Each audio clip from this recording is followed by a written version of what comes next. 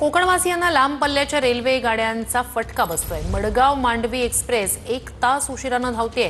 7:50 ही express अजूनही ठाणे स्थानकात आली नाहीये। सध्या ही ट्रेन दादर पर्यंत पोहोचल्याची माहिती आहे। तर सध्या गणेशोत्सवाच्या निमित्ताने कोकण रेल्वे मार्गावर मोठ्या संख्येने अधिकच्या रेल्वे सोडल्या जातात। त्याचा फटका नियमित एक्सप्रेसना बसतोय। सध्या मडगाव मांडवी एक्सप्रेस 1 तास उशिराने याचा आढावा घेतला आमच्या प्रतिनिधीने।